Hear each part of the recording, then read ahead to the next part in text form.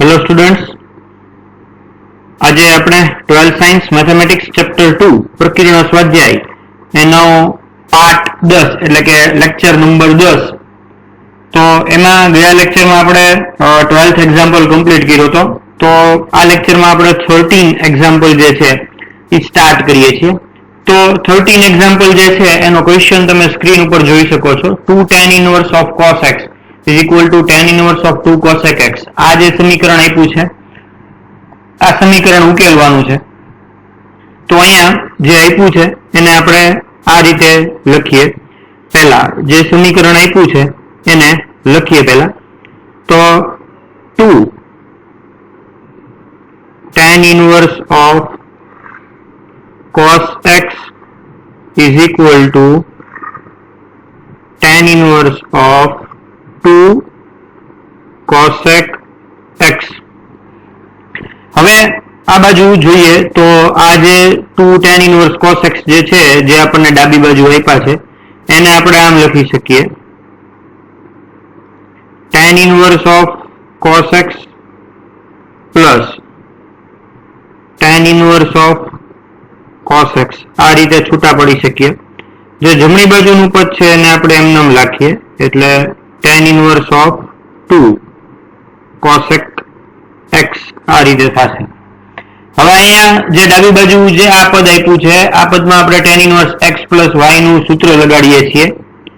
તો એ સૂત્ર લગાડીએ ત્યારે શું થાય એ જોઈએ આપણે. તો અહીંયા tan inverse of cos x plus cos x upon 1 minus cos square x. અહીંયા tan inverse of 2 cosec x આ એ જ રીતે જે રીતે આપણે કરતા હતા એ. હવે tan inverse જે છે એ બંને બાજુ છે તો આપણે આને આ રીતે લખી શકીએ કે tan inverse of 2 cos x upon 1 minus cos square x બરાબર tan inverse of 2 cosec x. આગળ બંને બાજુથી tan inverse છે એ આપણે કેન્સલ કરીએ તો અહીંયા આવશે 2 cos x upon 1 minus જે cos square x છે એની જગ્યાએ આપણે અહીંયા લખીએ sin square x અને અહીંયા લખીએ આપણે 2 cosec x. આગળ સાદું રૂપ આપીએ એટલે આ 2 જે છે એ બંને બાજુથી કેન્સલ થઈ જાય. આ જે પદ આપ્યું છે એને આપણે આ રીતે લખી શકીએ કે cos x upon sin x into sin x this equals 1 by sin x. તો બંને બાજુથી જે છે એ છેદમાંથી sin x જે છે એ બંનેના છેદમાંથી કેન્સલ થાય અને અહીંયા આપણે આવી રીતે લખી શકીએ કે cos x by sin x equal to 1, જ્યાં આપણે એવું લઈ શકીએ કે sin x is not equal to 0. હવે cos x by sin x equal to 1 એટલે અહીંયા ખરેખર આપણે આમ લખી શકીએ કે cot x equal to 1 અને જો cot x equal to 1 હોય તો અહીંયા x બરાબર આપણી પાસે થશે pi by 4. તો આ x બરાબર pi by 4 જે છે એ આ સમીકરણનો ઉકેલ થાય. તો ક્વેશ્ચન ક્લિયર છે તમારી સામે. x બરાબર pi by 4 જે છે એ એનો જવાબ આવે છે. હવે આને વેરીફાઈ કરવું પડે ડાબી અને જમણી બંને બાજુ મૂકીને કે આ જે જવાબ આવે છે કે નહીં, અને એ રીતે જે છે ડાબી અને જમણી બાજુ મેળવવી પડે. તો ઈ જે છે એ તમે હોમવર્કમાં કરજો. તમારે હવે કરવાનું કેટલું બાકી છે તો આ x બરાબર જે pi by 4 અહીંયા આવે છે આ pi by 4 જે છે એની કિંમત તમારે ડાબી બાજુના પદમાં એટલે કે આ જે કિંમત છે એ અહીંયા તમારે 2 tan inverse of cos x આમાં આની કિંમત મૂકવાની છે અને આ જે છે એ જમણી બાજુમાં એટલે કે tan inverse of 2 cosec x આમાં પણ મૂકીને ચકાસવાની છે. બંને બાજુ સરખી આવે છે આ કિંમત માટે. તો આટલું જે છે એ તમારે હોમવર્કમાં કરી નાખવાનું છે. આ જે છે હું આની પછીનો આગળનો દાખલો જે છે એ અત્યારે સ્ટાર્ટ કરું છું.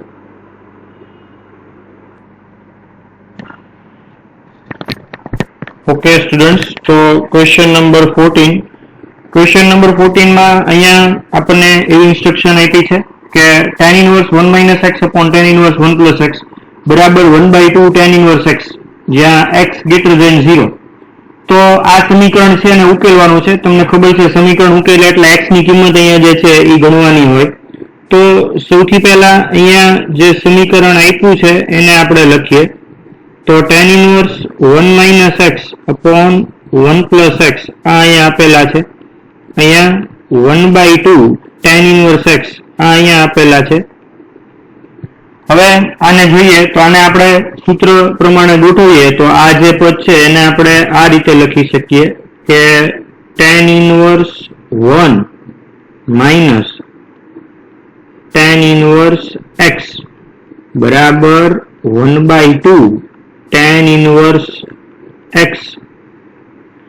તો tan inverse 1 એટલે અહીંયા જે છે એ આપ્યા છે π/4 tan inverse 1 π/4 થાય અને આ જે tan inverse છે એને બીજી બાજુ લઈ જઈએ એટલે અહીંયા 1/2 tan inverse x plus tan inverse x એટલે અહીંયા જે છે એ આવે π/4 equal to આ 1 ને આ 1/2 એટલે અહીંયા આવશે 3/2 tan inverse x. હવે tan inverse x જે છે એનું સાદું રૂપ આપીએ આપણે તો tan inverse x બરાબર આપણે આમ લખી શકીએ કે tan inverse of x this equals π/4 અને આ જે છે અહીંયા ગુણાય એટલે 2/3. જુઓ તમે આ 2 છે એ π સાથે ગુણાય અને 3 છે એ 4 સાથે એટલે અહીંયા સાદું રૂપ આપીએ આપણે એટલે અહીંયા 2 × 4 એટલે અહીંયા આવશે π/6. તો tan inverse x છે એના બરાબર π/6 આવે આપણી પાસે. તો અહીંયા x equal to અહીંયા થશે tan π/6 અને tan π/6 જો આપણે ગણવા જઈએ તો અહીંયા થશે √3 એટલે x બરાબર અહીંયા આવશે √3. તો આના પણ ઉકેલની ચકાસણી તમારે કરવાની છે તો એ તમે જાતે કરી નાખશો. તો આ આપણે 14મો એક્ઝામ્પલ જે છે એ જોયો.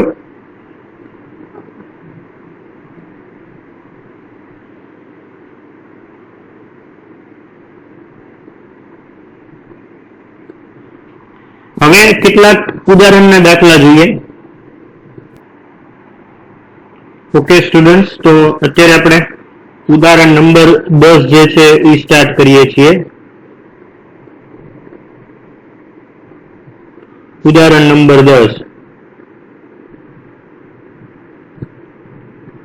ઉદાહરણ 10 જે છે એમાં આવી સૂચના આપી છે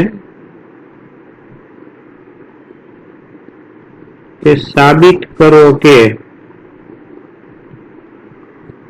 sin inverse 3/5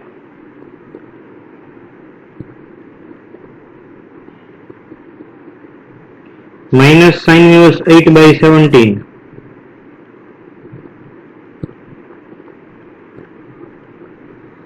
बराबर cos inverse 84/85. તો આ જે છે એ આપણે સાબિત કરવાનું છે. તો સૌથી પહેલા જે ડાબી બાજુ છે ત્યાંથી આપણે ક્વેશ્ચન શરૂ કરીએ. તો અહીંયા પહેલા ડાબી સાઈડ તો અહીંયા આવશે sin inverse 3/5 minus sin inverse 8/17. હવે આને આપણે ધારીએ કે ધારો કે sin ઇનવર્સ 3/5 છે એના બરાબર આપણે x ધારીએ તથા sin ઇનવર્સ 8/17 છે એના બરાબર આપણે y ધારીએ તો અહીંયા sin x બરાબર થશે 3/5 તથા sin y જે છે એના બરાબર થશે 8/17. હવે આની સાદુરૂપ આપીએ તો sin x જે છે એની ઉપરથી આપણે મેળવી શકીએ cos x. cos x તમને ખબર છે ઈ આ રીતે મળે કે 1 - sin square x એટલે ઈ જે છે એનું સાદુરૂપ જે છે એ આમ અપાય 1 - 9/25 અને આનું જો આપણે સાદુરૂપ આપીએ તો એ આ રીતે આવે 25 - 9/25. 25 - 9 એટલે 16 અને 25 એટલે અહીંયા 5 એટલે અહીંયા આવશે 4/5. આ cos x ની કિંમત આવશે.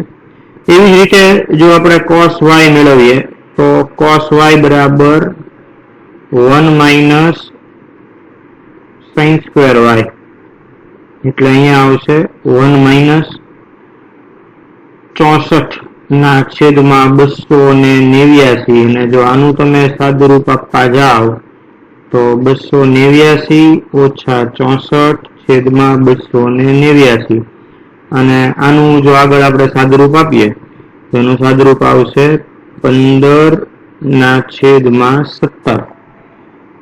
તો હવે આનું સૂત્ર લગાડીએ. તમને આ ખ્યાલ છે કે cos x - y આનું સૂત્ર તમને ખ્યાલ છે કે cos x into cos y plus sin x into sin y.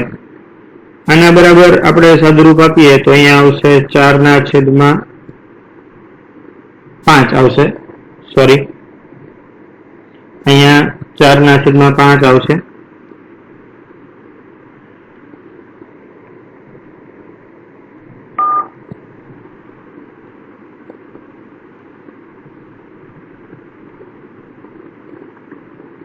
cos y જે અહીંયા લખ્યા છે 15/17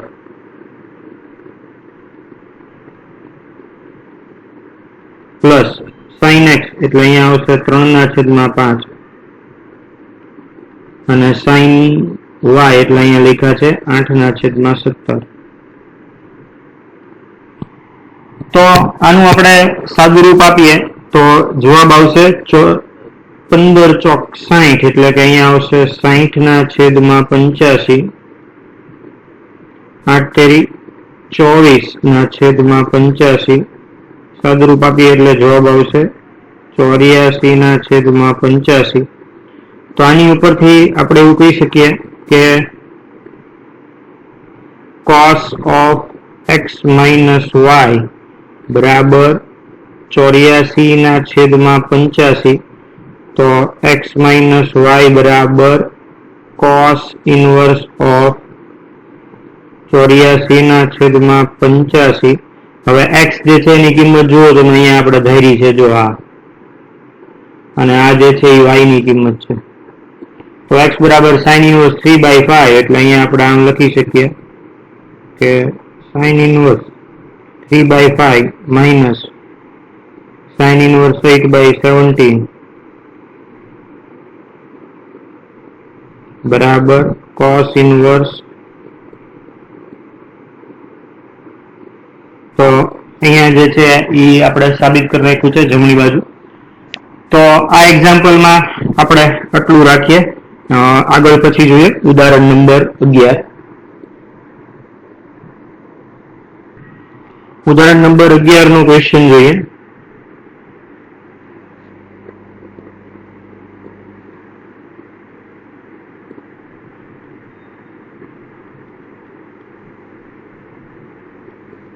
એમાં એવું આપ્યું છે sin inverse 12/13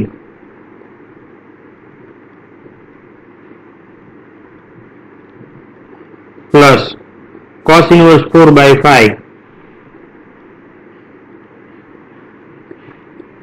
plus tan inverse 63/16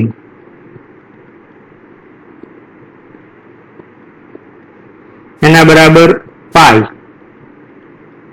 સાબિત કરવાના છે. તો અહીંયા જે પહેલું પદ આપ્યું છે એના બરાબર આપણે x ધારીએ, બીજું પદ છે એના બરાબર y અને ત્રીજું પદ છે એના બરાબર z. તો આનું સોલ્યુશન છે એ આપણે જોઈએ. ધારો કે sin ઇનવર્સ 12/13 બરાબર x, cos ઇનવર્સ 4/5 બરાબર y તથા tan ઇનવર્સ 63/16 બરાબર z. તો આની ઉપરથી જુઓ તમે sin x જે છે એની કિંમત થશે 12/13, cos y જે છે એની કિંમત થશે 4/5 અને tan z જે છે એની કિંમત થશે 63/16. આગળ સાદુરૂપ આપતા રહીએ. sin x cos y ની કિંમત આપી છે તો આની ઉપરથી મેં તમને અગાઉ શીખવાડ્યું એમ તમે cos x મેળવી શકો. તો તમને ખબર છે કે જો અહીંયા કર્ણ 13 હોય તો અહીંયા જે છે એ પાયથાગોરસની ત્રિપુટી મુજબ આ જે 12 છે તો એના અહીંયા આવશે 5. આ sin y cos y આપ્યા છે તો એની ઉપરથી sin y આપણે મેળવવા હોય તો તમને અહીં ત્રિપુટી ખબર છે, અહીંયા 4 હોય ને અહીંયા 5 હોય તો બાકીની બાજુનું માપ થશે 3. અહીંયા આવશે 3/5 બરોબર. અને આ જે tan z જે આપ્યા છે તો એની ઉપરથી આપણે એવું લખી શકીએ કે આ sin y અને cos y એની ઉપરથી જે છે આપણે tan y લખી શકીએ 3/4 અને એવી જ રીતે આપણે tan x લખી શકીએ. tan y અને tan x જો તમારે ગણવા હોય તો એનું સૂત્ર આ મૂકી શકો તમે sin x upon cos x, અહીંયા sin y upon cos y. તો tan x જે છે એની કિંમત થશે અહીંયા 12/5. ઓકે, તો આગળ જોઈએ. આટલી કિંમત જે છે એ આપણને મળી. હવે આપણે ઉપરના જે 3 પદ જે છે આ 3 પદ જે છે એનો સરવાળો જે છે એ આપણે પાઈ સાબિત કરવાનો છે. તો આપણને સૌથી પહેલા એક સૂત્ર લગાડીએ જે તમને લોકોને આમ તો ખ્યાલ છે. તો સૂત્ર આવું એક સૂત્ર તમને ખ્યાલ હશે કે tan of x plus y એના બરાબર જે છે એ આમ આવશે કે tan x plus tan y upon 1 minus tan x into tan y. હવે જુઓ તમે અહીંયા tan x જે છે એની કિંમત આપણી પાસે કેટલી છે જુઓ અહીંયા 12/5 એટલે અહીંયા એમ લખીએ.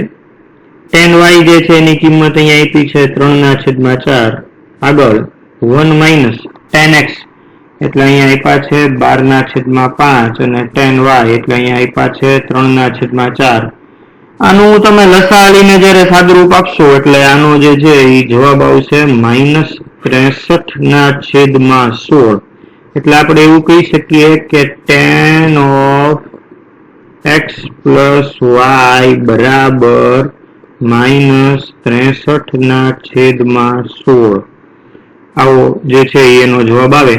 એટલે આના બરાબર આપણે આમ લખી શકીએ કે tan of x plus y બરાબર, જો આ જે છે ને આ -63/16 એ છે ને tan z ની કિંમત થાય. જો આ રહી, જો અહીંયા તમે જુઓ આ જે છે એ tan z ની કિંમત થાય છે. જો આ લખી છે આ, તો આના બરાબર આપણે લખી શકીએ minus of tan z. આગળ tan of x plus y જે છે એને આપણે આમ લખી શકીએ કે tan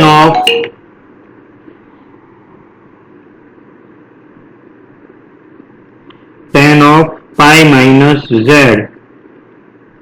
અને આની ઉપરથી આપણે આમ લખાય કે x plus y equal to pi minus z અને આની ઉપરથી આમ થશે x plus y plus z બરાબર pi. હવે જુઓ તમે x ની કિંમત તમે અહીંયા જુઓ શરૂઆતમાં શું ધારી છે તો કે sin ઇનવર્સ 12/13 જો આ ધારેલી છે આ જે છે એ આપણે y ની કિંમત ધારેલી છે અને આ જે છે એ આપણે z ની કિંમત ધારેલી છે. તો એની ઉપરથી આપણે આ રીતે લખી શકીએ કે ભાઈ sin ઇનવર્સ 12/13 વત્તા cos ઇનવર્સ 4/5 વત્તા tan ઇનવર્સ 63/16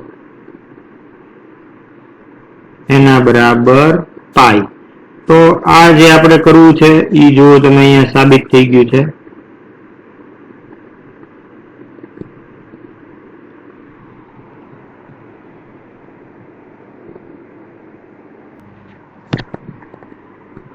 ઓકે, તો નેક્સ્ટ આપણે ઉદાહરણ 13 જે છે એ શરૂ કરીએ છીએ.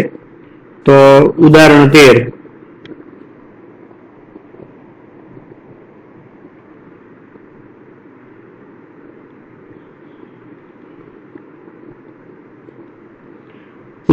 જે છે એનો ક્વેશ્ચન આવો છે tan inverse of 2x plus tan inverse of 3x બરાબર pi/4.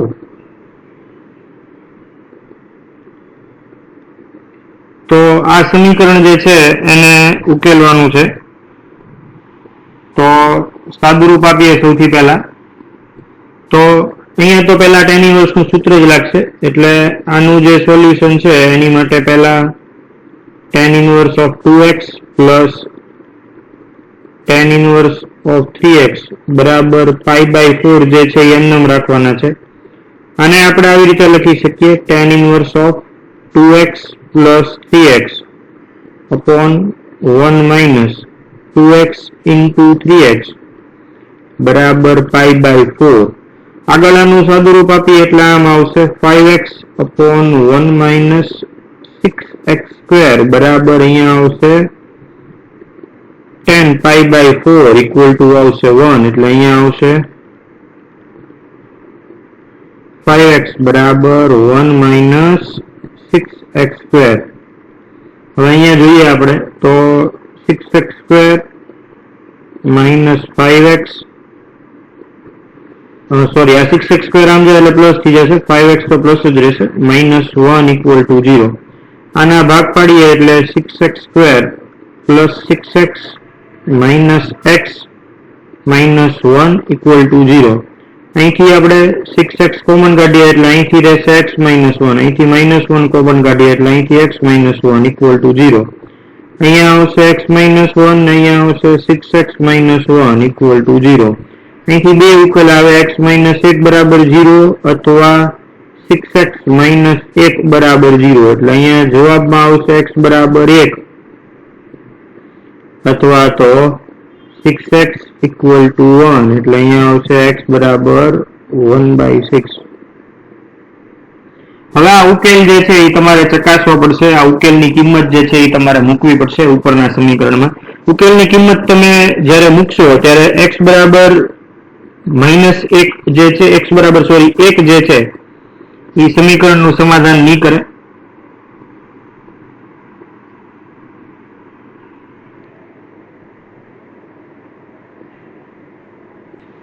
અહીંયા x બરાબર છે ને આપણે અહીંયા એક કાઢતા ભૂલ થઈ ગઈ છે, અહીંયા +1 આવશે અને અહીંયા જ્યારે તમે સાદુરૂપ આવશો ત્યારે -1 આવશે. તો આ બે કિંમત જે છે અહીંયા આવશે અને અહીંયા જ્યારે તમે x બરાબર -1 મૂકશો ત્યારે ઉકેલ નહીં આવે. એ તમારે મૂકીને ચેક કરવું પડશે. પણ જ્યારે તમે x બરાબર 1/6 મૂકશો ત્યારે ડાબી બાજુ અને જમણી બાજુ જે છે એ સમાન આવશે. એટલે x બરાબર 1/6 જે છે એ આપણે એવું કહી શકીએ કે ઉકેલ છે.